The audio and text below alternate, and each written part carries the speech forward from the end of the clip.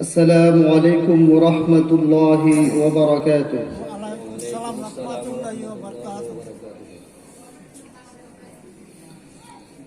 الحمد لله الحمد لله الذي خلق كل شيء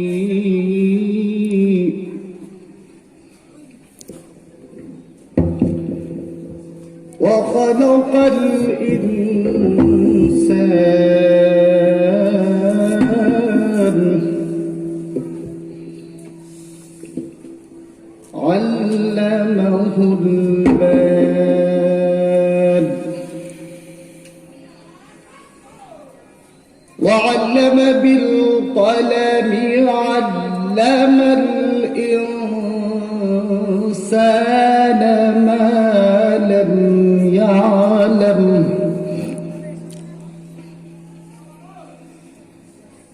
ونعوذ بالله من شرور أنفسنا ومن سيئات أعمالنا من يهده الله فلا مضل له ومن يضلله فلا هادي له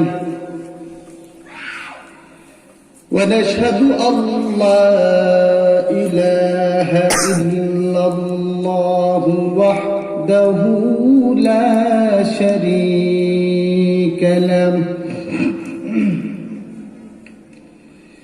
ونشهد أن سيدنا وحبيبنا وكريمنا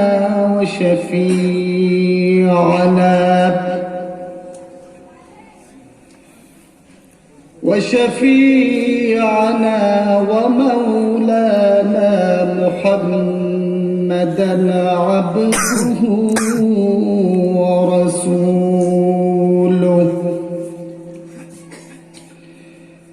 الذي أرسله بالحق بشيرا ونذيرا وداعيا إلى الله بإذنه سراجا وقمرا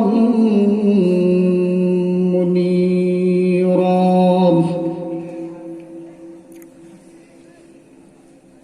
أما بعد فقد قال الله تبارك وتعالى في القرآن الكريم وفي فرقانه الحميد সবাই আমার সাথে পড়ুন أعوذ بالله من الشيطان الرجيم بسم الله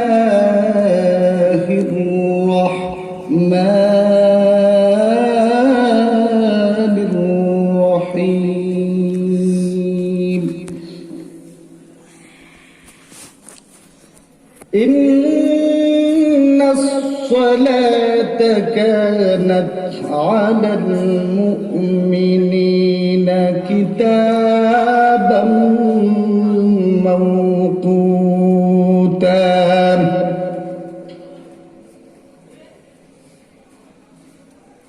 وقال الله تعالى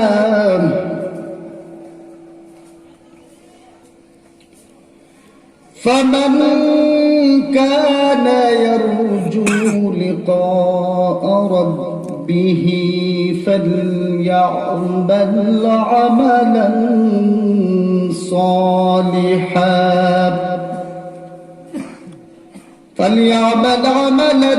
صالحا ولا يشرك بعبادة ربه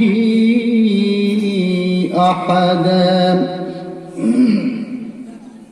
صدق الله العظيم.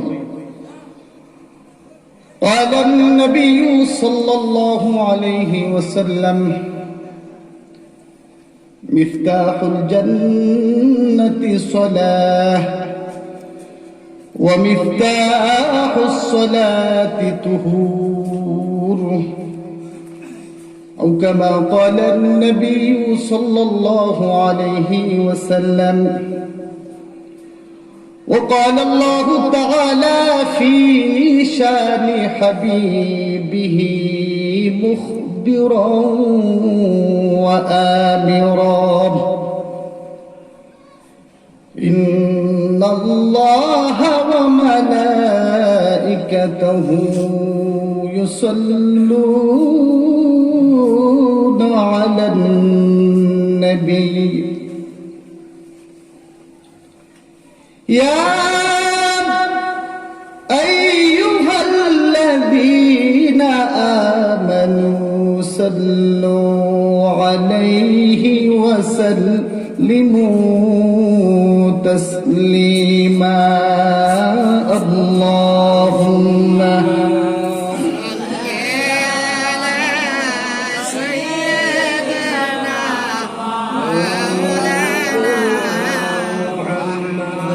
وعلى آله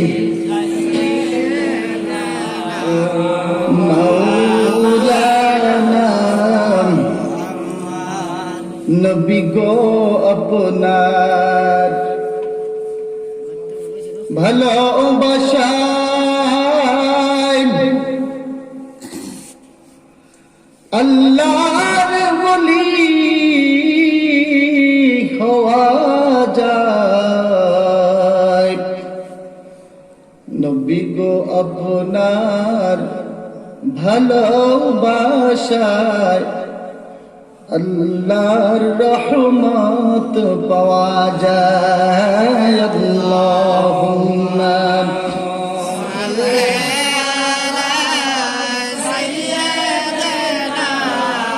মাওলানা মুহাম্মদ সাইয়্যিদিনা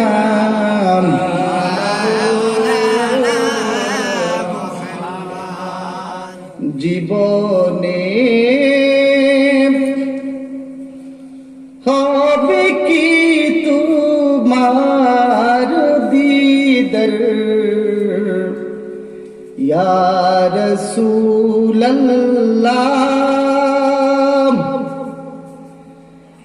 জীবনে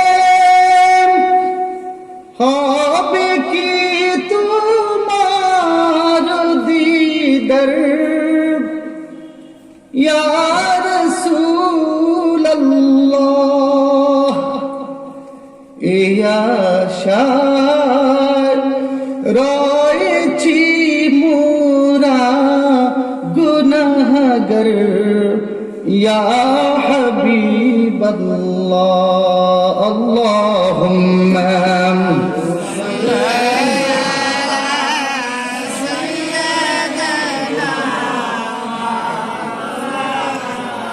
জুড়ে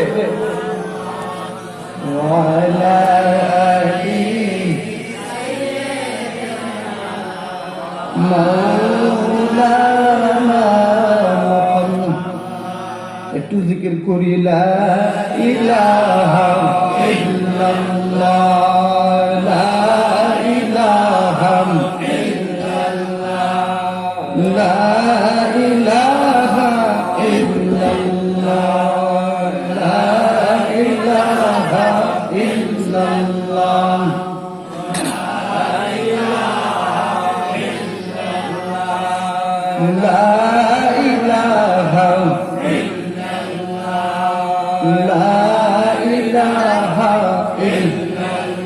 বিল্লাল বলেছিল এক আল্লাহ, বিল্লাল বলেছিল এক আল্লাহ, উমায়ায় দিয়েছিল কত জ্বালা, উমায়ায় দিল ভীষণ জ্বালা।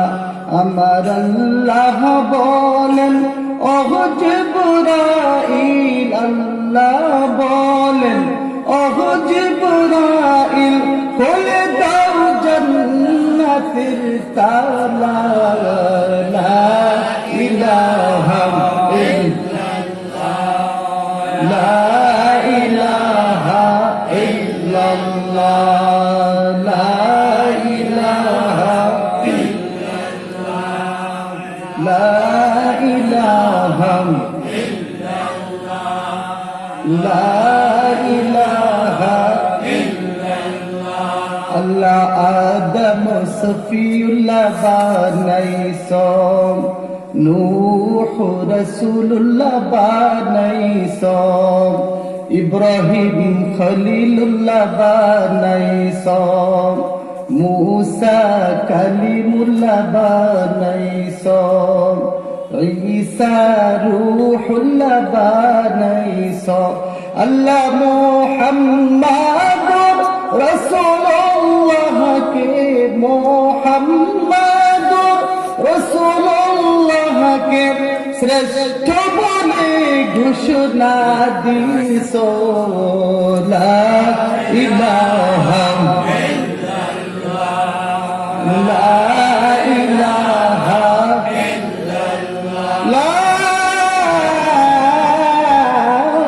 ইলাহা ইল্লাল্লাহ মুহাম্মাদুর রাসূলুল্লাহ সবাই পড়েন সাল্লাল্লাহু আলাইহি ওয়াসাল্লাম।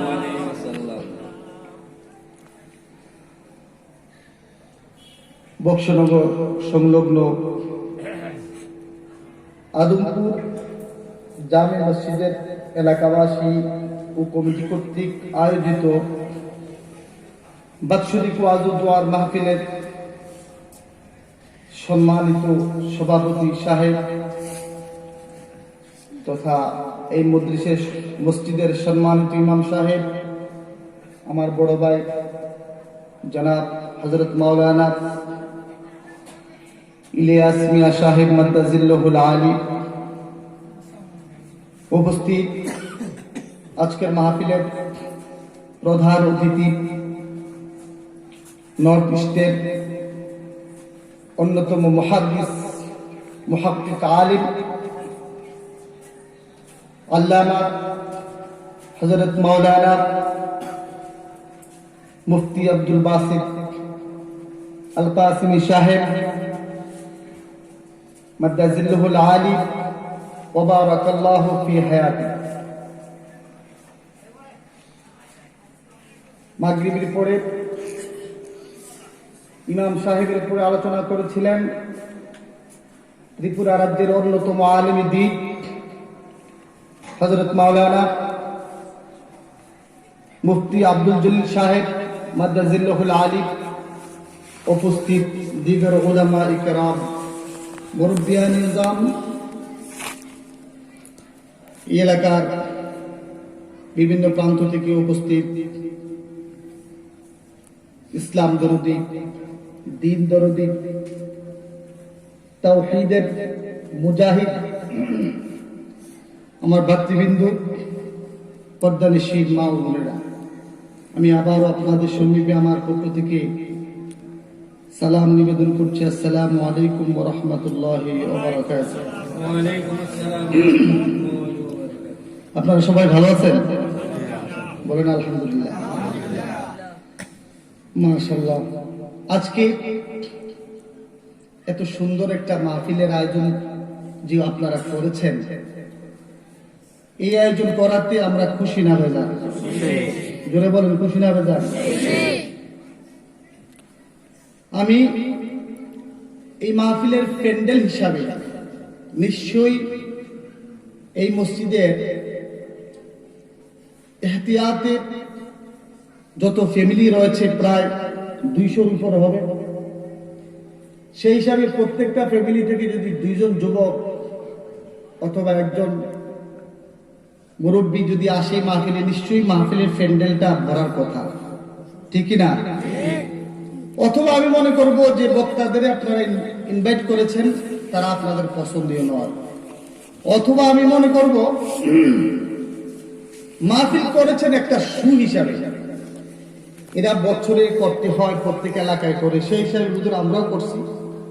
মাহফিল হলো যারা নমাজ পড়ে হুজুররা, আর মাহফিলের উসিলায় বিরিয়ানি, ডাইলের বড়া, ডুপুরি, বিড়ি, সিগারেট, বাড়িগুলো আমাদের ফুর্তি করার কাম হলো আমরা যুবকরা, ঠিক না? বুঝলেন না কথা? না হলে তো যেই উদ্দেশ্যে আপনারা মাহফিল করেছেন, এই মাহফিলটা বেশি থেকে বেশি 12টা পর্যন্ত থাকবে নাকি? জীবনে বছরে কত সময় দিবারাত্রিতে ব্যয় করলাম দুনিয়ার কাছে, দুনিয়ার রঙ্গমঞ্চে। খুদার রহমতে এই যে একটা মাহফিল আপনারা আয়োজন করেছেন, 5-6 ঘন্টা সময় আমরা মাহফিলের জন্য দিতে পারি না, তাহলে বলেন পৃথিবীর ভিতরে আমাদের মতো মুসলমানদের উপরে আযাব কেন আসবে না? ঠিক কিনা বলেন? এই মুসলমান,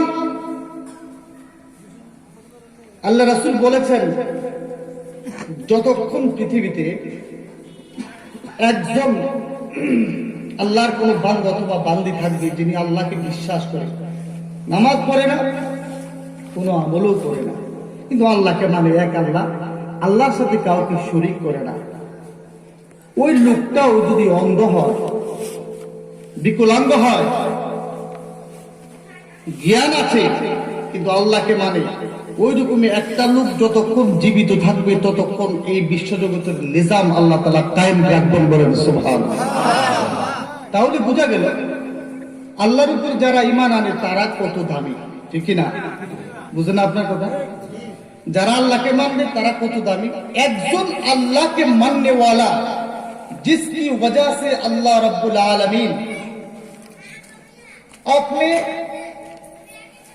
कुदरती से पैदा करने वाले हर शय को उसके अफ़आल पर बरकरार रख देगा, सिर्फ एक अल्लाह को मानने वाला की वजह से।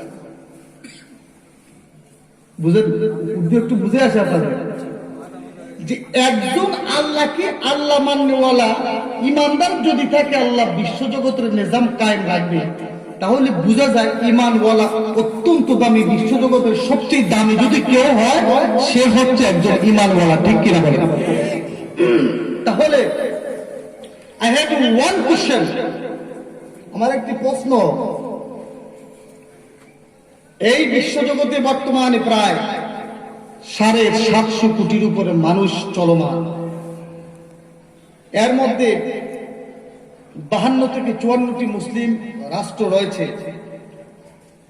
200-র উপরে রাষ্ট্রের মধ্যে বাকি অন্যগুলি রাষ্ট্রগুলো হয়েছে গায়রে মুসলিম। 150 থেকে 180 কোটি মুসলমান রয়েছেন, প্রায় 550 কোটির উপরে গায়রে মুসলিম। মুসলিম প্রায় 180 কোটি। আল্লাহু আকবার। একজন ইমানদারের যদি এতই দাম হয়, 150 কোটি মুসলমান পৃথিবীতে থাকার পরেও মুসলমানরা কেন আজকে সবচেয়ে অন্যদের কাছে একটা সন্ত্রাসী জাতি, একটা নিকৃষ্ট জাতি, একটা গোলামে পরিণত হয়েছে? মুসলমানদেরকে কেন বন্দুকের গুলির আঘাতে, লাঠির আঘাতে, তলোয়ারের আঘাতে তাদেরকে নিষ্পেষিত করা হচ্ছে? What is the reason? তার কারণ কি? যেখানে আল্লাহ এবং আল্লাহ রাসূল বলেছেন একজন মুসলমানের এত দামি, সে যতক্ষণ পৃথিবীতে থাকবে আল্লাহ তাআলা ততক্ষণ পৃথিবী রাখবে। কিন্তু এত শত কোটি মুসলমান থাকার পরেও মুসলমানরা কেন আজকে লাঞ্ছিত, বঞ্চিত, নিপীড়িত, নিষ্পেষিত? যে জাতি হচ্ছে সবচেয়ে উৎকৃষ্ট জাতি, তারা কেন আজকে নিকৃষ্ট জাতিতে রূপান্তরিত হয়েছে? এর একটা প্রমাণ আমি আপনাদের সামনে তুলে ধরছি আজকে এই মাহফিলের নমুনা, ঠিক কিনা বলেন? বুঝলেন না আপনারা? আজকে মাহফিলে তো কথা ছিল এই এলাকার সমস্ত আবাল বৃদ্ধ যুবক অন্ততপক্ষে এই মাহফিলে আসবো, এখানে এসে নিজের জীবনটাকে পরিবর্তন করব। প্রখ্যাত উলামায়ে কেরামরা এসেছেন, যিনি প্রধান অতিথি, তিনি কোন সাধারণ বক্তা নয়, তিনি অনেক আলেমদের শিক্ষক। বুখারী শরীফ, সিহাহ সিত্তার কিতাব যারা পড়ান, যারা কোরআন ও হাদিসের লফজগুলি তর্জমা করে বিশ্লেষণ করে যারা শিক্ষা দেন এমন একজন ব্যক্তিত্ব আজকে এখানে এসেছে যার মর্ম আমি বুঝি আপনারা বুঝবেন না। কিন্তু আজকে আমাদের যুবকরা দোকানের পাশে আড্ডায় একটা নমুনা এই কারণেই যুবকরা আজকে ইসলাম থেকে দূরে, মসজিদ থেকে দূরে, আলেমদের সংস্পর্শ থেকে দূরে এবং ইসলামিক কৃতি কালচার থেকে দূরে দুনিয়াভিমুখ হয়ে গেছে, যার কারণে পৃথিবীর উপরে মুসলমানদের উপরে আল্লাহর পক্ষ থেকে গজব নাযিল হচ্ছে। ঠিক কিনা বলেন? কুল জাহানের বাদশাহী করলো যে জাতি, কুল জাহানের বাদশাহী করলো যে জাতি, জল্ল গুমরাহি আধারে জ্ঞানের বাতি। আল্লাহু আকবার। কাজী নজরুল ইসলাম এবং কবি রুহুল আমিন সাহেব বরিশালে বর্তমান মুসলমানদের করুণ অবস্থা দেখে উনি একটা গজল রচনা করেছেন। মাইকম্যান মাইকটাকে একটু ঠিক করেন, সাউন্ড রিফ্লেকশন হচ্ছে, সাউন্ডকে ভালো করেন। উনি বর্তমান পৃথিবীর মুসলমানদেরকে নিয়ে একটা গজল রচনা করেছেন। বলবো গজলটা? এর ভিতরেই মুসলমানদের করুণ অবস্থা এবং বিগত মুসলমানদের অবস্থা সম্পর্কে উনি জ্ঞান গর্ব এই কবিতাটা রচনা করেছেন। ইয়া মানি চাদর ফেলে আজ উঠু ইয়া নবী,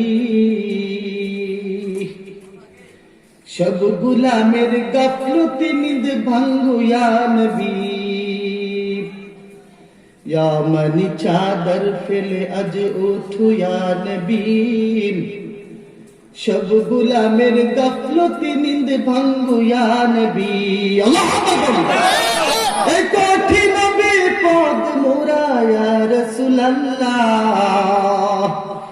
উম্মতের পানে ফিরে চাও ইয়া হাবিবাল্লাহ।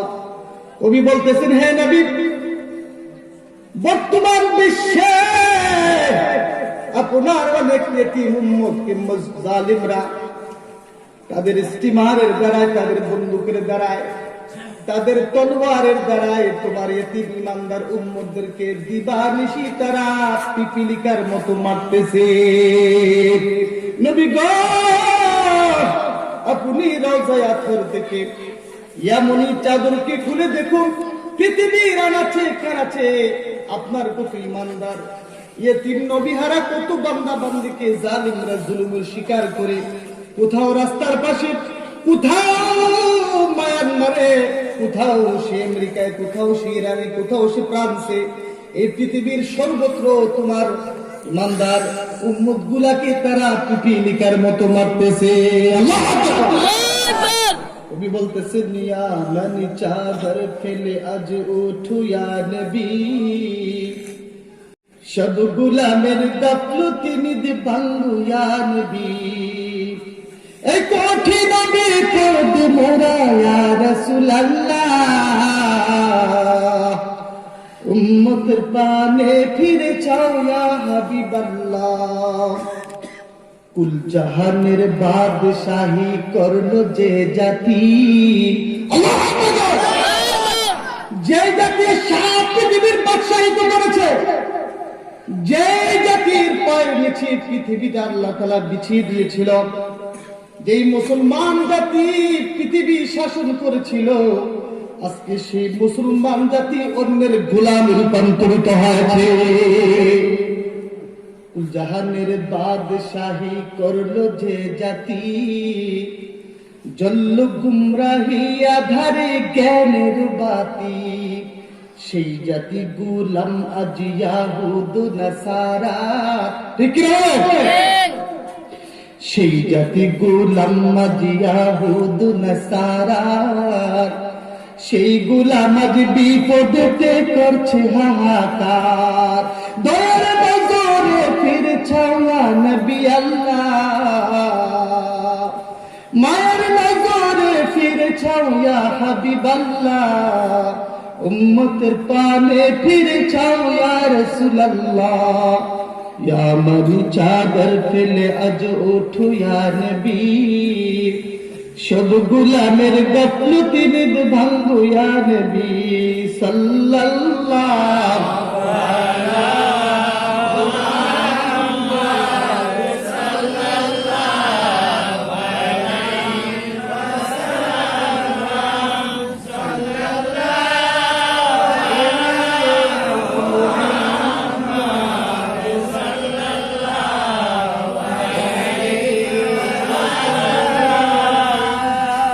সবাই বলে আলহামদুলিল্লাহ।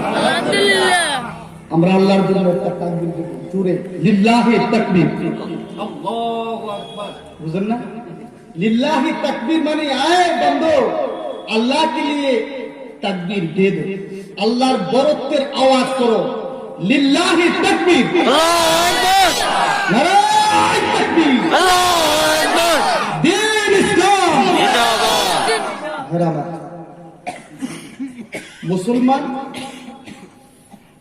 সারা পৃথিবী রাজত্ব করেছিল, আজকে মুসলমান ইহুদ নাসারাদের গোলামে রূপান্তরিত হয়েছে, যার কারণে মুসলমানদের উপরে কখনো দুনিয়ার বাদশাদের পক্ষ থেকে, কখনো প্রাকৃতিক দুর্যোগ থেকে, কখনো পরওয়ারদিগার থেকে তসবির ফুটার নেই গজবগুলো নাজিল হচ্ছে, ঠিক কিনা ভাইরা আমার? মুসলমান পশু পাখির বুদ্ধিমান, পশু পাখির মতো হুঁশিয়ার হয় নাই মুসলমান। এখন তারা দুনিয়ার দিকে তাদের জীবনটাকে লেলিয়ে দিচ্ছে। একটি পার্কে একটি বানর ছিল, পার্ক ছিলেন তো। এখন তো আমাদের যুবকরা এই শীতের মৌসুমে তারা পিকনিকে যায়, ঠিক না? আপনাদের এদিকে যায় মনে হয় না? যুবকরা যায়। আচ্ছা, পিকনিক করা যায় কি হারাম? না, কে বলছে পিকনিক করা যায়? বলে হুজুর উল্টা পাল্টা কোন কেন? বলে উল্টা পাল্টা সত্যি কথাই বলছি। আল্লাহ বলছেন কুরসিরু ফিল আরদ, আল্লাহ আকবার করেন। ইসলামে সঠিক মতো করলে যায়, ব্যাঠিক মতো করলে না যায়, ঠিক কি না? আল্লাহ বলছেন আমার বান্দারা কুরসিরু ফিল আরদ। আল্লাহ বলছেন হে রাসূল আপনি বলে দেন আমার বান্দাদেরকে এরা যেন আমার ক্ষুদ্র আমি আল্লাহ রাব্বুল আলামিনের বানানো দুনিয়ার বিভিন্ন জায়গাগুলো তারা ভ্রমণ করে, বলেন সুবহানাল্লাহ। তারা যেন সয়র করে, পিকনিক করে, এবং তারা যেন দেখে আমি আল্লাহ এই পৃথিবীর সৃষ্টির শ্রেষ্ঠ মানব জাতির জন্য এই জমিনটাকে কত সুন্দর বিভিন্ন উপাদান দিয়ে, বিভিন্ন কৃত্রিক কালচার দিয়ে আমি আল্লাহ সাজিয়েছি। যদি তারা দেখে দেখে চিন্তা করে তারা তাদের প্রভুকে খুঁজে পাবে, বলেন সুবহানাল্লাহ। আমরা পিকনিকে যাই যৌন ক্ষুধা নিবারণ করার জন্য এবং পেটের ক্ষুধা নিবারণ করার জন্য, ঠিক কিনা? পিকনিক করেন, যুবক ভাইরা পিকনিক করেন, কোনো সমস্যা নেই। আজ পর্যন্ত 2021 সাল রানিং, আজকে 15 তারিখ। যারা এই পর্যন্ত আপনারা দেখেছেন পিকনিক করেছে যুবক ভাইরা, আজ অব্দি কোন যুবক ভাই দেখেছেন পিকনিকে যাওয়ার সময় তাদের গাড়ির ভিতরে যে সাউন্ড বক্স গুলি বাজে, এই সাউন্ড বক্সের মাধ্যমে কোন গজল অথবা তেলাওয়াত শুনে শুনে তারা পিকনিক করে, এরকম কোন দেখেছেন? সমস্যা কোথায়? যাও পিকনিকে যাও, ফজরের নামাজ পড়ে আনন্দ করার জন্য, আল্লাহর সৃষ্টিকে অবলোকন করার জন্য পিকনিকে যাও, কোনো বাধা নেই। যাওয়ার সময় কবি নজরুলের গজল শুনে শুনে যাও, কোরআনে কারীমের তেলাওয়াত শুনে শুনে যাও, তোমার জন্য পিকনিক যায়। হয়তো এই পিকনিকটা তোমার জন্য নাজাতের ওসিলা হতে পারে, ঠিক কিনা বলুন? কিন্তু আমরা পিকনিকে যাই বিভিন্ন যৌন উত্তেজনা পরিপূর্ণ গান বাজনাকে নিয়ে। এখন বিভিন্ন জিকিরও ডিজি করে, তাহিরি ভাইয়ের বিভিন্ন জিকির, বিভিন্ন গজলের ডিজি করি, এটিরে গুল্লার মতো বানায় ফাড়াইয়া পোলা পাই না এইভাবে নাচে, একই গাড়িতে ফরবে না বাজবে, বিগত সে স্বর্গ যাচ্ছে, ঠিক না? বিভিন্ন সমুনির ভিতরে আসার পরে সাউন্ড বক্সের সাউন্ড একটু বাড়াইবে না? ধুমের আওয়াজ এমন ভাবে বাড়াইবে, ওই সা এই দুনিয়ার যুবকরা সা আমরা কত রঙ্গমঞ্চের ভিতরে আছি, দেখ আমাদের মতো তোরা কি এত আনন্দ করতে পারতেছ? তোরা আমাদের লগে, অর্থাৎ তোরা আমাদের লগে জাহান্নামের দিকে, ঠিক না?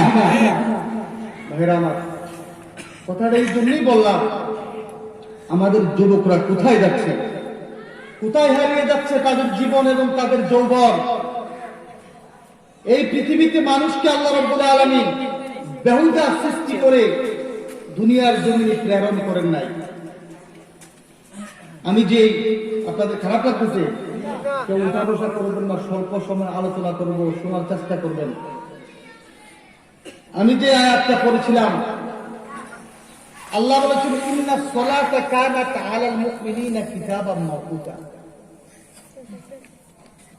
নিশ্চয়ই আমি আল্লাহ রাব্বুল আলামিন আমার উপরে যারা বিশ্বাস রেখে ঈমান এনেছে তাদের জন্য নির্দিষ্ট সময়ে 5 ওয়াক্ত নামাজ ফরজ করে দিয়েছে, বলেন সুবহানাল্লাহ। আর আরেকটি আয়াত পড়েছি, আল্লাহ বলেছেন সূরা কাফের শেষ আয়াতের শেষ লগ্নে 16 পারার প্রথম 2 পেজের পরে ফামান কানা ইয়ারজু লিকা রাব্বি, সুবহানাল্লাহ বলেন। এই দুনিয়ার বান্দারা, ফামান কানা ইয়ারজু লিকা রাব্বি, তোমরা তো তোমাদের প্রভুকে না দেখে বিশ্বাস করেছো, ঠিক কি না? আমরা কি কখনো আল্লাহকে দেখেছি? দেখি নাই। আল্লাহ বলতেছেন ফামান কানা ইয়ারজু লিকা রাব্বি, যারা তাদের প্রভুকে দেখার ইচ্ছা করে, সাক্ষাতের ইচ্ছা করে, সুবহানাল্লাহ বলেন, ফালিয়ামাল আমালান সালিহা, তারা যেন আমি তাদেরকে যতটুকু হায়াত দিয়েছি ওই হায়াতে জিন্দেগির ভিতরে ফালিয়ামাল আমালান সালিহা, তারা যেন আমার হুকুমগুলি, আমি এবং আমার রাসূল কর্তৃক যে আদেশ তাদেরকে দেওয়া হয়েছে, যে নিষেধ তাদেরকে করা হয়েছে, ওগুলো যেন তারা ভালোভাবে করে। যদি তারা করে 60-70 বছর জীবনটাকে আমলে রূপান্তরিত করে যদি তারা আসতে পারে, আমি জান্নাতে অবশ্যই আমার ইমানদার বান্দা বান্দাদের সাথে সাক্ষাৎ করব, বলেন সুবহানাল্লাহ। আরো জোরে বলেন না সুবহানাল্লাহ। আল্লাহর সাথে সাক্ষাৎ করব, আল্লাহ নিজেই বলেছেন আমি আমার বান্দাদের সাথে সাক্ষাৎ করব কোথায়? জান্নাতের ময়দানে। আমরা আল্লাহর সাথে সাক্ষাৎ করতে ইচ্ছা আছে কিনা বলেন? জোরে বলেন, ইচ্ছা আছে কিনা? আল্লাহ রাব্বুল আলামিন যাতে तमाम পৃথিবীর মুসলমানদেরকে জান্নাতের ময়দানে সাক্ষাৎ করিয়ে মুসলমানদের মনের তৃপ্তি যেন আল্লাহ তাআলা পরিপূর্ণ করে দেন, সবাই বলি আমিন। তবে যে আমলগুলির কথা বলা হয়েছে কোরআন এবং হাদিসে, ঈমানের পরে সর্বোৎকৃষ্ট এবং সর্বোত্তম আমল হচ্ছে নামাজ, ঠিক কিনা বলুন ভাইরা আমার? নামাজ সম্পর্কে, বিভিন্ন আমল সম্পর্কে কিছু আলোচনা করেই আমি চলে যাব। আপনারা একটু উঠা বসা করবেন না, এখানে একটু বিভিন্ন ডিস্টার্ব হচ্ছে। আপনারা একটু ভলেন্টিয়ার যারা আছেন তাদেরকে বলেন যে কোনো কথাবার্তা যাতে না বলে, একটু দূরে সরে পড়ে সাল্লাল্লাহু আলাইহি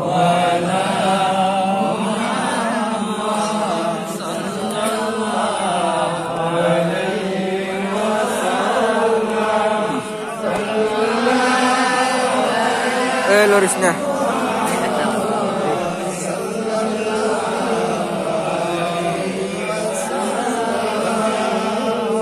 ऐ खत्म रसूल फख्र उमम शाही मदीना, दिखला दो मुझे मंजर गुलजार मदीना। ऐ खत्म रसूल फख्र उमम शाही मदीना, दिखला दो मुझे मंजर गुलजार मदीना। अल्लाह ने हमको कायम के काबा बनाया, इस काबा को खुदा हमारा किबला बनाया। हर सालम हाजी चल जा राही मदीना, दिखला दो मुझे मंजर गुलजार मदीना। सल्लल्लाहु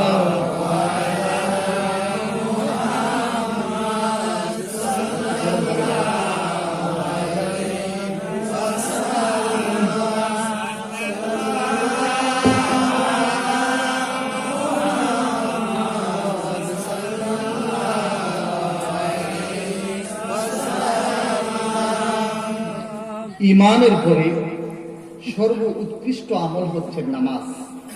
যুবক ভাইরা একটু ধৈর্য ধরেন। দিবা রাত্রিতে 24 ঘন্টা, কয় ঘন্টা? 24 ঘন্টা আমরা পাই। ব্যবসা করার জন্য পাই, এরপরে পড়াশোনা করার জন্য পাই, বাড়ি ঘরে সাংসারিক জীবন যাপনের জন্য আমরা সুযোগ পাই। আল্লাহ বলছেন 24 ঘন্টা তোমাদের, 1 ঘন্টা আমার দিবা। আল্লাহু আকবার।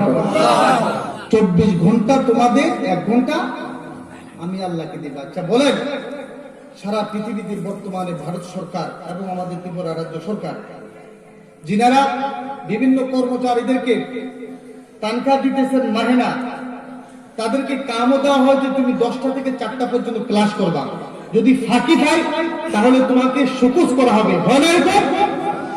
এরপরও প্রথম হুঁশিয়ার করে দেয়, যদি এরপরও ফাঁকি পায় তাহলে তার থেকে বেতন কাটা হয়, ঠিক কিনা? দুনিয়ার মানুষের হুকুম, দুনিয়ার বাদশা, দুনিয়ার প্রতিনিধিদের হুকুম মানতে তাদের অধীনস্থ কর্মচারীরা জীবনটাকে ব্যয় করে দেয়। আপনাকে যদি এখন আইএস কর্তৃক ট্রান্সফার করা হয় বক্সনগর থেকে সুদূর ধলাই, আপনাকে যেতে বাধ্য, ঠিক কিনা? কথা বলেন, বাধ্য না?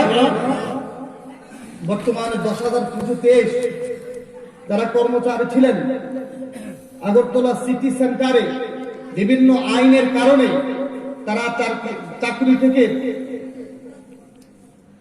বিচ্যুত হয়েছেন, স্বর্ণের থাল তারা হারিয়ে ফেলেছে। ওই থালকে পাওয়ার জন্য প্রায় আজকে মাসখানিক ওখানে অবস্থান করতেছেন টিচার, শিক্ষক শিক্ষিকা এবং তাদের সন্তান সন্তানি নিয়ে ওখানে এই শীতের রাত্রিতে কোন কোন ঠান্ডায় তারা শুয়ে রয়েছেন। কারণ কি? তারা যাতে তাদের পাওনাটা ফিরে পায়, ঠিক কিনা? কথা বলেন, ঠিক কিনা? আচ্ছা যাই হোক, তাহলে যে আল্লাহ রাব্বুল আলামিন গোটা পৃথিবীটাকে উনার সৃষ্টি জগতের শ্রেষ্ঠ সৃষ্টি মানব জাতির জন্য গোটা বিশ্ব জগৎটাকে আল্লাহ তাআলা সাজাইছেন, বলেন সুবহানাল্লাহ। আল্লাহ বলতেছেন, বান্দা আসমান আমি আল্লাহর জন্য নয়, সূর্য আমার জন্য নয়, চন্দ্র আমার জন্য নয়। আল্লাহ রাব্বুল আলামিন বলেন, আমার সৃষ্টির মধ্যে শ্রেষ্ঠ মানব জাতি আরশে আজিম থেকে তাহতাস সারা পর্যন্ত আমি আল্লাহ রাব্বুল আলামিন যা কিছু বানিয়েছি, আসমান জমিন চন্দ্র সূর্য গ্রহ নক্ষত্র তরুলতা সাগর নদী যাহা কিছু আমি আল্লাহ বানিয়েছি, বান্দা আমি আল্লাহর জন্য নয়, আমি আল্লাহর সৌন্দর্যের জন্য নয়, আমি একমাত্র তোমাদের সৌন্দর্য এবং তোমাদের উপকারের জন্য বানিয়েছি, বলেন সুবহানাল্লাহ। তিরমিজি শরীফের মধ্যে রয়েছে, সূর্য যখন প্রত্যেকদিন পূর্ব আকাশে গোটা সৃষ্টিজীবকে আলো দেওয়ার জন্য তাদের আহারকে পরিপূর্ণভাবে রোজগার কামাই করার জন্য সূর্য যখন আলো দেবে, সূর্য যখন তার কক্ষপথে ঘুরে আসার সময় আল্লাহ রাব্বুল আলামিনের কুদরতি পায়ে গিয়ে সূর্য সিজদায় পড়ে যায়।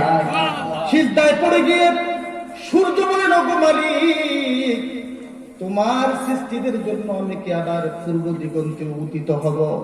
যদি তুমি ওয়াদার করো তাহলে আগামী দিনে আমি সূর্য পূর্ব দিক থেকে উদিত হব। প্রভু গো, যদি আপনি ওয়াদার না করেন তাহলে আমি সূর্য এখানে ক্ষান্ত হয়ে যাব। তিরমিজি শরীফের ভিতরে রয়েছে, আল্লাহ যখন ওয়াদার করে সূর্য যাও যাও, এখনো দুনিয়ার নিজাম, এই দুনিয়ার ধ্বংসের এখনো বাকি রয়েছে, আমি যেদিন ওয়ার্ডার করব সেদিনই তুমি স্তব্ধ হয়ে যাবে। আমার ওয়ার্ডার করা ব্যতীত তুমি সূর্য আমার এই সৃষ্টি দিক থেকে তোমার আলোর দ্বারা তাদেরকে উপকার করার জন্য তুমি দিবানিশি পূর্ব দিক থেকে উদিত হয়ে পশ্চিম দিকে আবার তুমি অস্ত যাবে, বলেন সুবহানাল্লাহ। শুধু তাই নয়, আল্লাহ বলতেছেন, এই দুনিয়ার মানুষ সূর্য নয়, জমিনকে আমি আল্লাহ রাব্বুল আলামিন তোমাদের জন্য বিছানা করে দিয়েছে, বলেন সুবহানাল্লাহ।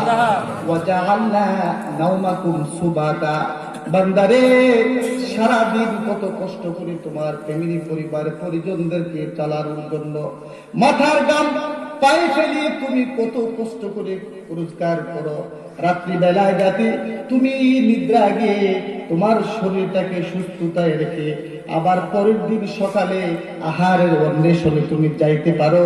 এই জন্য আমি আল্লাহ রাব্বুল আলামিন ঘুমকে তোমার জন্য আরামদায়ক করে দিয়েছি, বলেন সুবহানাল্লাহ। শুধু তাই নয়, বিশ্ব জগৎটা আল্লাহ রাব্বুল আলামিন বিশেষ করে মানুষের সৌন্দর্যের জন্য, মানুষের উপকারের জন্য বানিয়েছেন, বলেন না সুবহানাল্লাহ। দিবা রাত্রিতে 24 ঘন্টা, 24 ঘন্টার ভিতরে আল্লাহ বলতেছেন বান্দা 23 ঘন্টা তোমাদের, 1 ঘন্টা আমার। আল্লাহু আকবার। একজন মালিক যদি গোটা বিশ্ব জগৎকে একটা সৃষ্টির জন্য বানায়, আর ওই সৃষ্টির মধ্যে 100 ভাগের 99 ভাগ সৃষ্টিকে দেবে, 1 ভাগ সেই মালিক নেবে, এটাও কি সম্ভব না আমাদের? এটা নিশ্চয় মালিকের হক রয়েছে তার বান্দার প্রতি, তার সৃষ্টির প্রতি, যে বান্দা যেন এত নাজ নিয়ামত উপভোগ করে একটা নির্দিষ্ট সময় যাতে তারা আমি আল্লাহকে সিজদার মাধ্যমে, তাসবিহর মাধ্যমে, তেলাওয়াতে কোরআনের মাধ্যমে তারা যাতে তাদের প্রভুকে স্বীকার করে, বলেন সুবহানাল্লাহ। দিবারাত্রি 24 ঘন্টা তোমাদের, 1 ঘন্টা আমার, 23 ঘন্টা তোমাদের। বৎসরে 12 মাস তোমাদের, 1 মাস আমার। সুবহানাল্লাহ। বুঝেছেন? 1 মাস রোজার মাস আমার, 11 মাস তোমাদের। যদি তোমাদের উপরে হজ ফরজ হয়, জীবনে একবার হজ করবে, বহুবার প্রয়োজন নেই। একবার হজ করবে, আমার কাবা ঘরেতে তোমরা তাওয়াফ করে আসবে, তোমাদের রাসূলের রওজায় গিয়ে রাসূলকে সালাম দিয়ে আসবে। এবং যাকাত যদি ফরজ হয়, বছরে 12 মাস অতিক্রান্ত হওয়ার পরে তোমরা শতে 2.5 টাকা করে তোমরা গরিব মিসকিনদের জন্য তোমরা যাকাত দেবে। যা কিছু আমল তোমাদের জন্য আমি আল্লাহ বন্দোবস্ত করেছি, এই আমলের মধ্যে তোমাদের উপকার লুকায়িত রয়েছে, এবং তোমাদের আহলু আয়ালদের উপকারও এখানে লুকায়িত রয়েছে, বলে ইসলাম এমন একটা ধর্ম, যে ধর্মটা মানুষের জন্য চাপাচাপি করা হয় নাই, মানুষের জন্য অতি সহজ করে দিয়েছেন, বলেন সুবহানাল্লাহ। বলা হচ্ছে আজকে ইসলাম শাহরিয়ার কবিরের সাথে ডক্টর এনায়েতুল্লাহ আব্বাসী একটা সংলাপ হয়েছিল, ঠিক কিনা বলে? কিছুদিন পূর্বে শাহরিয়ার কবির বলেছিলেন, হে আব্বাসী, ইসলাম তো সারা পৃথিবীতে তলোয়ারের মাধ্যমে স্প্রেড হয়েছে, যুদ্ধ করে মুসলমানরা দিক দিগন্ত বিজয় করেছে। আব্বাসী সাহেব বলেছিলেন, এবং তার সুস্পষ্ট জবাব হচ্ছে, ইসলাম তলোয়ারের মাধ্যমে হয় নাই, ইসলাম হুসনে সুলুকের মাধ্যমে সারা দুনিয়াতে স্প্রেড হয়েছে, বলেন সুবহানাল্লাহ। সৎ চরিত্রের উপহারের মাধ্যমে ইসলাম স্প্রেড হয়েছে দুনিয়াতে, যুদ্ধের মাধ্যমে নয়, হিংসার মাধ্যমে নয়, জঙ্গিবাদের মাধ্যমে নয়। ইসলাম স্প্রেড হয়েছে তাদের সুচিন্তিত, তাদের হুসনে সুলুক এবং তাদের ভালো ভালো আমলের দ্বারা ইসলাম সারা দুনিয়াতে ফেলিয়েছে, বলেন না সুবহানাল্লাহ। আজকে আমরা ইসলামটাকে অন্যদের সামনে ভালোভাবে উপস্থাপন করতে পারতেছি না, বিদায় আজকে ইসলামের জয় আমরা দেখতে পাচ্ছি না, ঠিক কিনা বলি না? ইসলামের আকাশে আমানিশার চাঁদ ঘুরপাক খাচ্ছে, জানি না কোন সময় ইসলামের লাল বর্ণময় সূর্য আবার পূর্ব দিগন্ত উঠে, এটা বলা অসম্ভব। কারণ সারা পৃথিবীর চতুর্দিক থেকে ইসলাম তথা মুসলমানদের বদআমলের কারণে এমন ভাবে ইসলাম ও মুসলমানদেরকে নিষ্পেষিত করার জন্য প্রয়াস চালাচ্ছে। এই প্রয়াস থেকে একমাত্র আমল হচ্ছে, মুসলমানরা যদি পরিপূর্ণ আল্লাহর দিকে ফিরে যায়, তাহলে সমস্ত এই তাদের ষড়যন্ত্রকে আল্লাহ তাআলা ধূলিসাৎ করে দেবে, ঠিক কিনা বলেন? ভাইরা আমার, এর একটা প্রমাণ আমি দিচ্ছি, ইসলাম কিভাবে স্প্রেড হচ্ছে সারা পৃথিবীতে। এদিকে খলিফাতুল মুসলিমিন হযরত ওমর রাদিয়াল্লাহু তাআলা আনহু, যিনি আল্লাহর রাসূলকে শহীদ করার জন্য বের হয়েছিলেন, ঘটনা আমরা জানি, ঠিক কিনা ভাইরা আমার? সেই উমর যখন ইসলাম কবুল করলেন, উমর রাদিয়াল্লাহু তাআলা আনহুর শাসনে পৃথিবীর 3 ভাগের 2 ভাগ ইসলামের নিশানা, পৃথিবীর 3 ভাগের 2 ভাগ রাষ্ট্রের উপর ইসলামের নিশানা ছিল, বলেন না সুবহানাল্লাহ। যুদ্ধের মাধ্যমে, তাদের ব্যবহারের মাধ্যমে একটা ঘটনা শোনালে আপনারা বুঝতে পারবেন। হযরত ওমর রাদিয়াল্লাহু তাআলা আনহু ফৌজরা যখন, সেনাবাহিনীরা যখন ইসলামের দাওয়াত নিয়ে দিক দিগন্তে ছড়িয়ে গেছেন, জাজিরাতুল আরবের মধ্যে ইরান ইরান প্রদেশের একজন গভর্নর ছিলেন কাফের, তার নাম ছিল হরমুজান। সে মুসলমান তথা ইসলামের কোন কথাই শুনতে পেত না। মুসলমানদের সাথে শত্রুতা করাই ছিল তার কাজ। মুসলমানদের সাথে সে অনেকবার যুদ্ধ করেছিল। হারার অবস্থার সময় কৌশল করে সে আবার পালিয়ে গেছে। এই ঘটনা যখন হযরত ওমর রাদিয়াল্লাহু তাআলা আনহুর কর্ণে কুহুরে পুষল, হযরত ওমর রাদিয়াল্লাহু তাআলা অর্ডার করলেন, হে মুসলমান, হরমুজানকে আমি জীবিত দেখতে চাই, জীবিত তাকে ধরে আমার সামনে নিয়ে আসো। আল্লাহু আকবার। আল্লাহু আকবার। মুসলমানের সাথে হরমুজানের যুদ্ধ লাগলো, রক্তক্ষয়ী যুদ্ধ, কাঁপে টাক্কর। অনেক মুসলমান মুজাহিদ শহীদ হয়ে গেল। পরবর্তীতে মুসলমান মুজাহিদরা যুদ্ধ বিজয় লাভ করে হরমুজানকে হস্তক্ষেপ করে সোজা হযরত ওমর রাদিয়াল্লাহু তাআলা এর সামনে উপস্থাপন করলেন। বলেন না সুবহানাল্লাহ। উপস্থাপন করার পরে হযরত ওমর হরমুজানকে ডেকে বললেন, হে হরমুজান, তুমি ইসলামের অনেক ক্ষতি করেছো। তুমি বিভিন্ন সময় কলা কৌশল করে আমাদের কাছ থেকে তুমি পালিয়ে গিয়েছো। আজকে তোমার আর নিস্তার নেই। তোমার কারণে শত শত মুসলমান তাদের রক্ত মরুভূমির পিপাসিত বালিকাময় তাদের রক্তকে চুষে নিয়েছে। সুতরাং তোমাদের আর নিস্তার নেই। এই কথা বলার পরে হরমুজান হযরত ওমর রাদিয়াল্লাহু তাআলা আনহুর সম্মুখে বললেন, হে হরমুজান, আমি ওমরের রায় হচ্ছে, যেহেতু তুমি ইসলাম তথা মুসলমানদের অনেক ক্ষতি করেছ, তুমি যুদ্ধে বন্দী হয়েছ, রায় হচ্ছে তোমাকে শুলিতে চড়ানো হবে অথবা তোমাকে দ্বিখণ্ডিত করা হবে। এই কথা বলার পরে হরমুজান তাকিয়ে রইল হযরত ওমরের দিকে, বলল, হে হরমুজান, জীবনের শেষ বেলায় এটা নিয়ম হচ্ছে, যখন মানুষের মৃত্যুদণ্ড রায় হয়ে যায়, মৃত্যুদণ্ড দেওয়ার পূর্বে তার থেকে কিছু জিনিস অন্বেষণ করা হয় যে তোমার জীবনের শেষ চাহিদা কি, তুমি কি চাও, তোমার কোন বলার আছে বা তোমার কোনো কিছু খাওয়ার আছে, তোমার শেষ চাহিদা কি। এই কথা বলার পর হরমুজান বলল, হে খলিফা মুসলিম, আমার কোনো চাহিদা নাই, তবে আমি এত পিপাসিত হয়েছি, আমি এক গ্লাস পানি চাই। উনাকে এক গ্লাস পানি দেওয়া হলো। পানি দেওয়ার পরে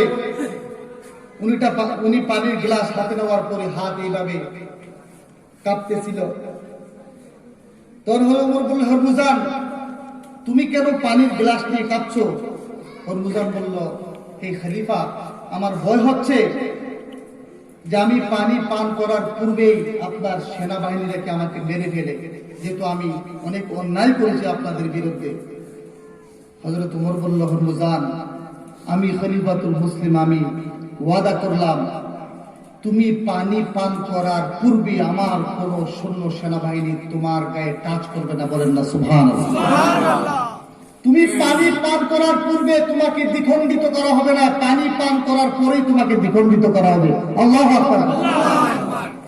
সেই হরমুজান ছিল অত্যন্ত চালাক এবং চতুর। সে তো একজন বাদশা ছিল, একটা গভর্নর ছিল। হযরত ওমর বললেন, পানি পান করার পূর্বে তোমাকে মারা হবে না, পানি পান করার পরেই তোমাকে মারা হবে এই গ্লাসের পানি। এই কথা বলার পরে হরমুজান একটু কৌশল এখানে অবলম্বন করলো। সে কাপুরি অবস্থায় পানির গ্লাস থেকে পানিটা নিচে ছুড়ে দিল। আল্লাহু আকবার। গ্লাসটা ফালাই দিল। ফালানোর পরে পানি মরুভূমির বালিকাময় পানিটা খেয়ে ফেলেছে। তখন হযরত ওমর প্রশ্ন করলেন, হে হরমুজান, তুমি এটা কি করলে, কেন পানি পান করলে না? বলে, হে ওমর, তুমি বলেছো এই গ্লাসের পানি পান করার পূর্বে তুমি আমাকে মারবে, সুতরাং এই গ্লাসের পানি আমি কৌশল করে ফেলে দিয়েছি।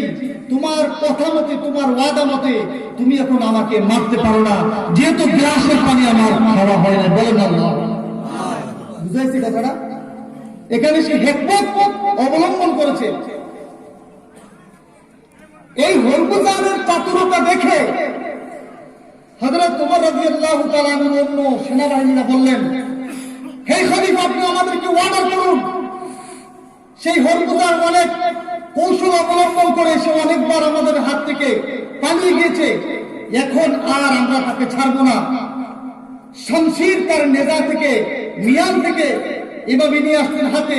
হে খলিফা, আপনি অর্ডার করুন, এক্ষুনি হরমুজানকে আমরা দ্বিখণ্ডিত করে ফেলবো, কারণ সে অনেকবার আমাদেরকে ধোঁকা দিয়েছে।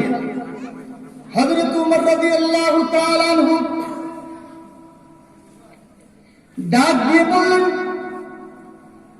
ও আমার সেনাবাহিনীরা, ও আমার সদস্যরা, তোমরা শুনে রাখো,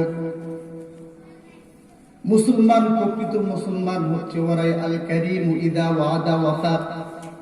मुसलमान शरीफ जब वादा करता है तो वो पूरा करता है। বলেন সুবহানাল্লাহ।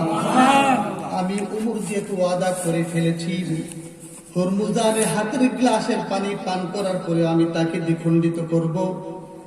সে তখন চতুরতা করে পানি পান করে নাই, পানিটা মরুভূমির বালুর মধ্যে নিক্ষেপ করে দিয়েছে। সেখানে কৌশল অবলম্বন করেছে। আমি উমর যেহেতু ওয়াদা করে ফেলেছি, হে হরমুজান, এই গ্লাসের পানি পান করার পরে তোমাকে মৃত্যুদণ্ডে দণ্ডায়িত করব। যেহেতু তুমি পানি মরুভূমির মধ্যে নিক্ষেপ করে আমার পরীক্ষা নিতেছ, যাও যাও হরমুজান, আমি উমর যে ওয়াদা করেছিলাম আজকের এই মৃত্যুদণ্ড থেকে তোমাকে রেহাই করে দিলাম। বলেন সুবহানাল্লাহ। শুধু তাই নয়, তুমি মুসলমান তথা ইসলামের অনেক দুশ্মনী করেছ, জীবনের শেষ প্রান্তে তোমাকে পেয়েছি, তোমাকে মৃত্যুদণ্ডে দণ্ডায়িত করেছি, তোমাকে মারবো, কিন্তু যেখানে তুমি আইন কৌশল তুমি নিয়ে নিয়েছো, তুমি মুসলমানের ওয়াদার জন্য তুমি পরীক্ষা করতেছো। আমি উমর যে ওয়াদা করেছি, এই ওয়াদা পালনার্থে আমি উমর রেডি আছি। যাও যাও, আমি উমর তোমাকে উন্মুক্ত করে দিলাম, তোমাকে স্বাধীন করে দিলাম। যাও যাও, তোমাকে আর আমি উমর মৃত্যুদণ্ড দিব না। বলেন সুবহানাল্লাহ। এই কথা বলার পরে হযরত উমর রাদিয়াল্লাহু তাআলা আনহু মুসলমান সৈন্যদেরকে নিয়ে যখন চলে আসতে লাগলেন, হরমুজান আজাদ হয়ে গেল। আজাদ হওয়ার পরে কিছুক্ষণ যাওয়ার পরে হরমুজান বলতেছেন, আমি হযরত উমরের মুখের দিকে তাকাইলাম। হযরত উমর রাদিয়াল্লাহু তাআলা আনহুর চেহারার দিকে তাকানোর পরে প্রত্যেকটা রূপের ভিতরে ইসলাম এবং ঈমানের নূর যেন উদ্ভাসিত হয়েছে। বলেন সুবহানাল্লাহ। শুধু তাই নয়, হযরত উমর রাদিয়াল্লাহু তাআলা আনহুর চেহারা থেকে নূর এইভাবে ঝলকাচ্ছে। আমি হরমুজান মনে মনে ভাবতে লাগলাম, ইসলাম তথা মুসলমান এত উন্নত এবং পবিত্র, তারা এত নেক, তারা ওয়াদা কোনোদিন ভঙ্গকার করে না, তারা কোনোদিন অঙ্গীকার ভঙ্গ করে না। আমি শুনেছি, কিন্তু আমি কোনোদিন প্র্যাকটিক্যাল পাই নাই।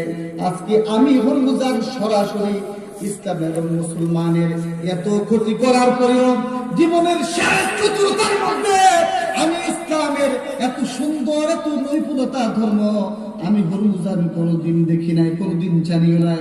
আমি আজকে প্র্যাকটিক্যাল আমি পেয়ে গিয়েছি।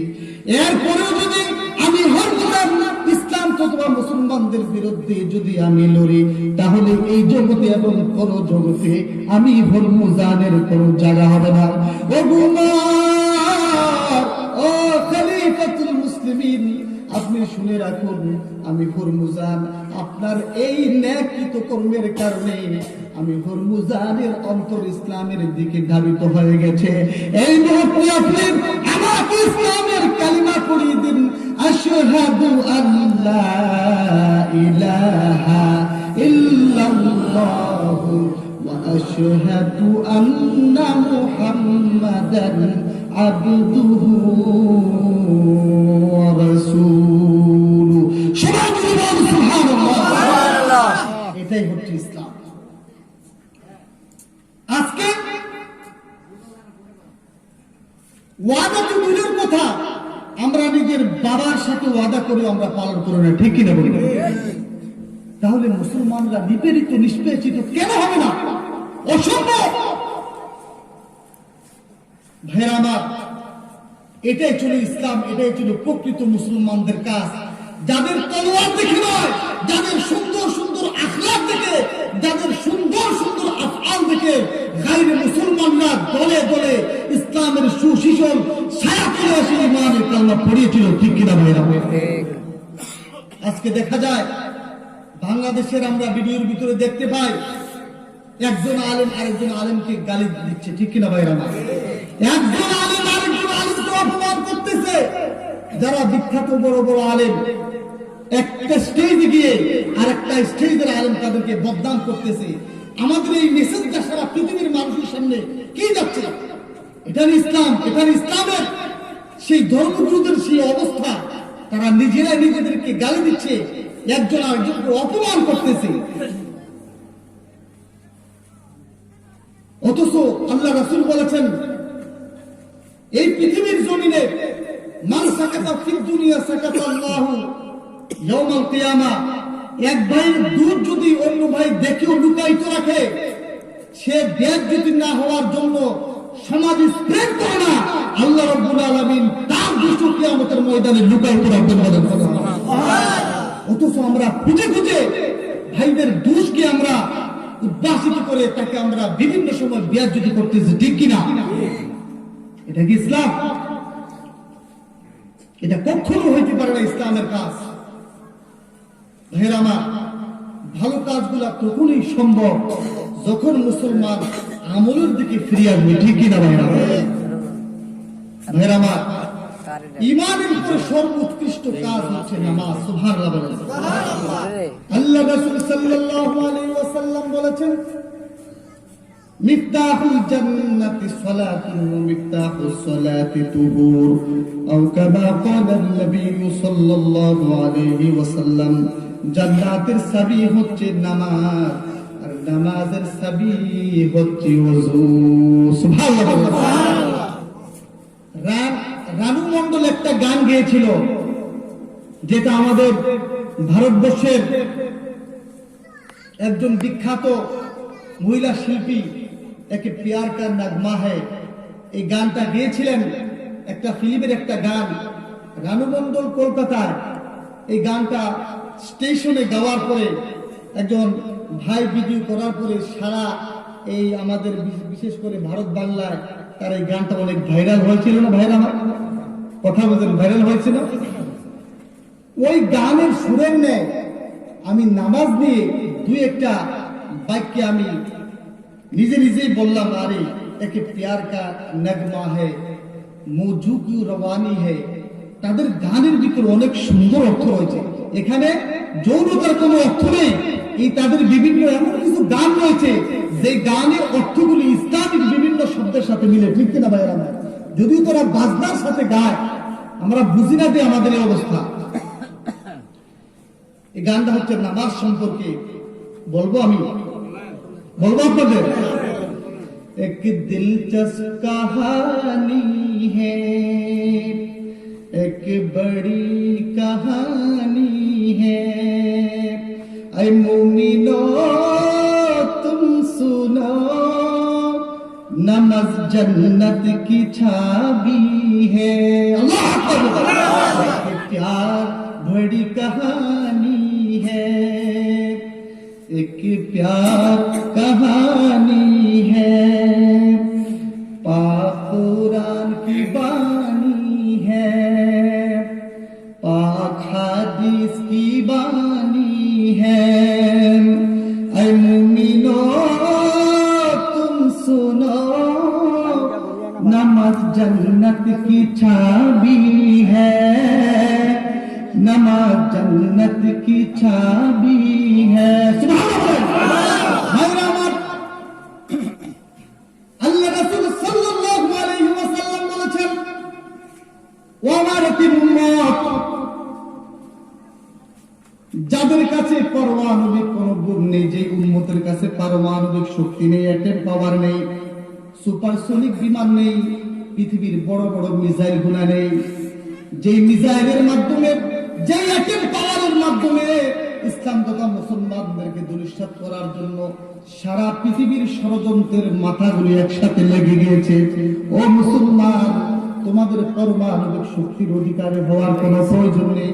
তোমাদের অ্যাটম পাওয়ার হওয়ার প্রয়োজন নেই, তোমাদের সুপারসনিক বিমানের পাওয়ার কোনো প্রয়োজন নেই।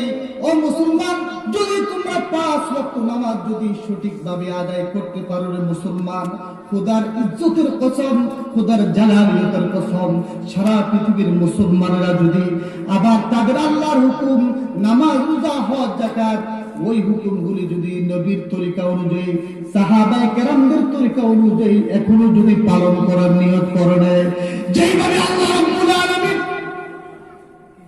ফিরআউনের কঠিন আযাব থেকে মুসা আলাইহিস সালাতু ওয়াস সালামকে ফিরআউনের ঘরে নিয়ে রাজপ্রাসাদে ফিরআউনকে ফিরআউনের দুর্দর্শ হাত থেকে মুসা কালিমুল্লাহকে বাঁচিয়েছিলেন, যে আল্লাহ রাব্বুল আলামিন নমরুদের আগুন থেকে ইব্রাহিম খলিলুল্লাহকে বাঁচিয়েছিলেন, যে আল্লাহ রাব্বুল আলামিন কঠিন অন্ধকার, প্রশান্ত মহাসাগরের অন্ধকার, মাছের পেটের অন্ধকার, রাত্রির অন্ধকার, অন্ধকার থেকে ইউনূস আলাইহিস সালাতু ওয়াস সালামকে আল্লাহ রাব্বুল আলামিন বাঁচিয়েছিলেন। খোদার কসম, সারা পৃথিবীর মুসলমানরা যদি পাক্কা নামাজি ইমানদার হয়ে যায়, আজও আল্লাহ রাব্বুল আলামিন পৃথিবীর সমস্ত পরাশক্তি থেকে মুসলমানদেরকে আল্লাহ হেফাজত করবে।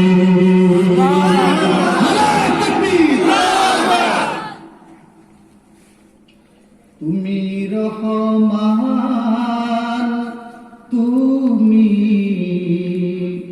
মেহেরবান, অন্ধ কাহে না শুধু তোমার গুণগান, বুঝিয়া বুঝে না তবু শান, তুমি রহমান, তুমি মেহেরবান। আল্লাহর মতো রহমান, আল্লাহ রাব্বুল আলামিন তো মেহেরবান, পৃথিবীর ভিতরে কোন প্রভু আছে কিনা বলি না। এই বিশ্বজগতে আল্লাহর থেকে পরম করুণাময় আল্লাহ নিজে বলেছেন, আর রহমান আর রহিম, আমি আল্লাহ হচ্ছে আমার বান্দাদের জন্য পরম করুণাময় এবং অতীব দয়ালু। বলেন না সুবহানাল্লাহ। আল্লাহর মতো করুণাময়, আল্লাহর মতো দয়ালু এই বিশ্বজগতে অদ্বিতীয় কোন আল্লাহ নেই। বলেন সুবহানাল্লাহ। কখনো তোমাকে যদি ভুলি, হেদায়েতের আলো জেলে নিয় কাছে তুলি, কখনো তোমাকে যদি ভুলি, আল্লাহু আকবার, হেদায়েতের আলো জেলে নিয় কাছে তুলি, ঠাই দিও প্রিয়তম, ঠাই দিও প্রিয়তম, ও গো দয়াবান, তুমি রহমান, তুমি মেহেরবান। বলেন সুবহানাল্লাহ। আল্লাহ রাব্বুল আলামিন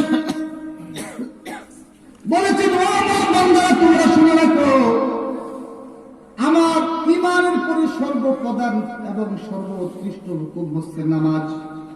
এই নামাজকে যদি তোমরা কায়েম করতে পারো, নামাজকে যদি তোমরা কায়েম করতে পারো, নামাজকে নামাজের হক অনুযায়ী যদি 5 ওয়াক্ত তোমরা নামাজগুলি আদায় করতে পারো, জীবনটাকে যদি নামাজ তথা ইসলামের সাথে তোমরা বলিদান করতে পারো, আমি আল্লাহ রাব্বুল আলামিন ওয়াদা দিলাম, ইহকাল এবং পরকালে বিজয়ের মালা আমি আল্লাহ তোমাদের গলায় পরিয়ে দেব। বলেন সুবহানাল্লাহ। একদিন হোয়াট ইজ ইসলাম, ইসলাম কি জিনিস, একটা ঘটনার মধ্যে ইসলামে করণীয় এত কঠিন নয়, করাটা কঠিন কিন্তু কাজটা কঠিন নয়, একটু ইচ্ছা করলে উপায় হবে। দেখেন মৌলিক কিভাবে চললে আমাদের জীবনটাকে আমরা জান্নাতের দিকে পরিচালিত করতে পারবো, একটা ঘটনা আমি আপনাদের সম্মুখে উপস্থাপন করব। আল্লাহ রাসূল সাল্লাল্লাহু আলাইহি ওয়াসাল্লামের কাছে গ্রাম্য এলাকা থেকে একজন লোক এসেছেন, উনি সাহাবী। সাহাবী কাকে বলে? যে সমস্ত খুশনসিব মানুষ ঈমানের অবস্থা আল্লাহ রাসূলকে সরাসরি দেখেছেন এবং আমলের মাধ্যমে জীবনটাকে শেষ করে দিয়েছেন তারাই হচ্ছেন সাহাবী বলেন রাসূলুল্লাহ। আল্লাহ রাসূল বলেন আসহাবী কান্নুজুম, আমার এক একটা সাহাবী এক একটা তারকা সমতুল্য বলেন সুবহানাল্লাহ। কমানিত্তাদা ইহতাদাইতুম, আমার উম্মত যারাই যে কোনো একজন সাহাবীর অনুকরণ করে চলবে তারা হেদায়েত প্রাপ্ত হয়ে যাবে, তারা জান্নাতি হয়ে যাবে বলেন সুবহানাল্লাহ।